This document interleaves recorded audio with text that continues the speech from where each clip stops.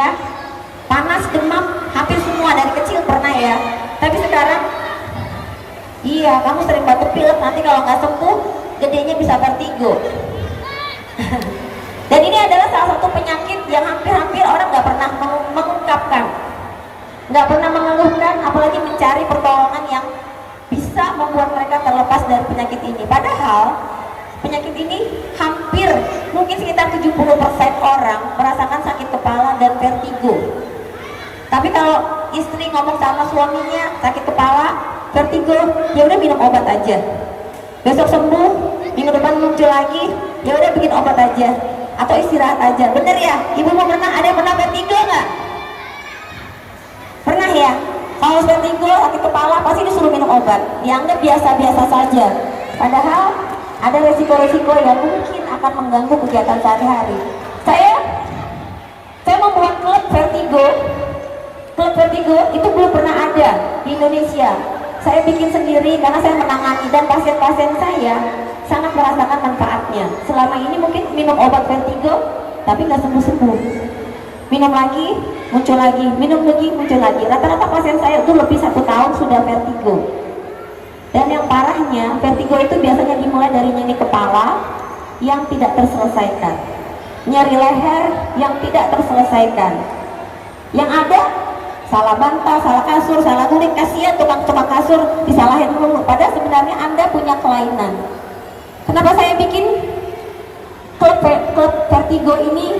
Karena saya berharap, mau juga, iya, saya berharap orang-orang yang selama ini sakit kepala, vertigo tidak terselesaikan, akhirnya punya jalan keluar. Kenapa saya bikin klub?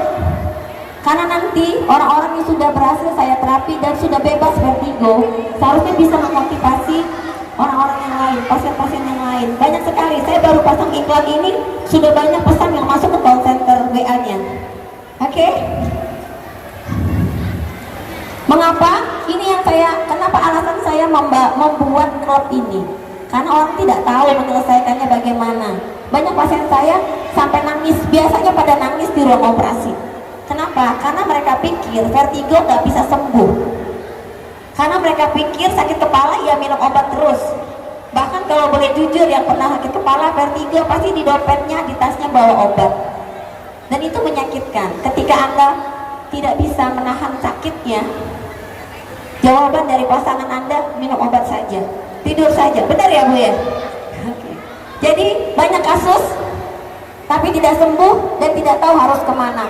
Gunanya klub ini adalah mengabarkan kemana-mana bahwa vertigo bisa sembuh. Saya ada yang 15 tahun 15 tahun dikonsulkan ke saya oleh dokter anak dari rumah sakit lain. Setelah 2 tahun tidak punya jalan keluar. Setelah kena COVID, anaknya sakit kepala, awalnya lincah, pintar, cerdas. Setelah kena COVID, sakit kepala tidak terselesaikan. Setelah itu vertigo. Setelah setengah tahun kena, sampai 1,5 tahun berikutnya, anaknya berkeliling Jakarta, Jabodetabek, keliling-keliling dokter saraf semuanya, sampai ke dokter jiwa. Karena anaknya menjadi pendiam, sering menunduk, menurun kecerdasannya, karena dia vertigo, sakit kepala. Vertigo dan sakit kepala. Dikonsulkan ke saya sebagai anak yang depresi. Terus saya bingung, saya telepon dokter anaknya. Anda ngirim saya anak depresi buat apa? Saya bukan dokter jiwa. Ternyata, menurut saya kayaknya dokternya kamu deh.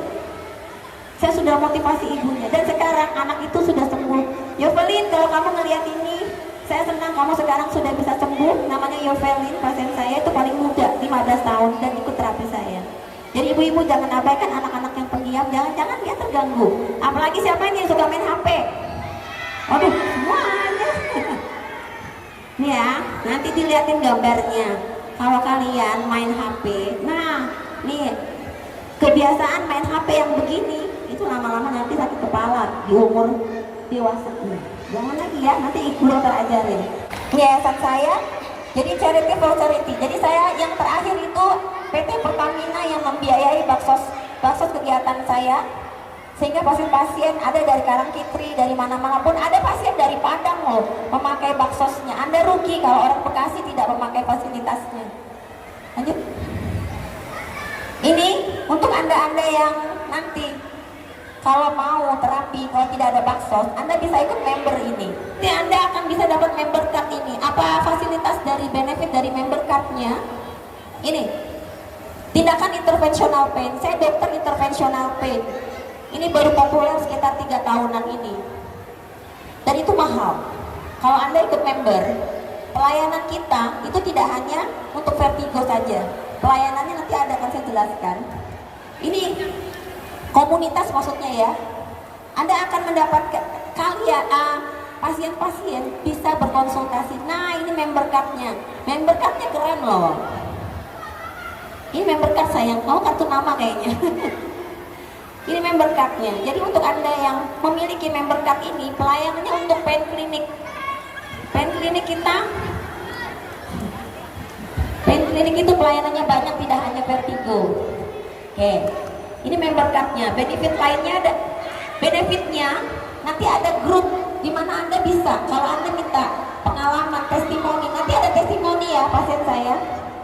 Anda bisa saling berbagi pengalaman. Dan kalau ternyata nanti harus rawat inap, bisa upgrade satu room di atasnya. Kemudian diskon 10%, ini penting banget. Diskon ini 10%. Di Siloam sudah sering baksos loh.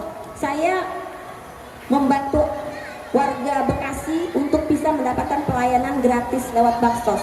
Dan sayang sekali kalau itu pasien-pasien saya ada yang datang dari Kudus, Padang, Lampung, Kalimantan. Warga Bekasinya belum tentu. Warga Bekasi terbanyak tuh baru baksos yang kemarin, yang terakhir yang dari PT Pertamina. Saya ucapkan terima kasih kepada PT Pertamina telah membiayai baksos saya yang kemarin bulan Juli. Itu baru banyak warga Bekasi. Sebelumnya malah banyak orang dari luar kota. Karena saya men-share informasi saya lewat ini, lewat Instagram saya.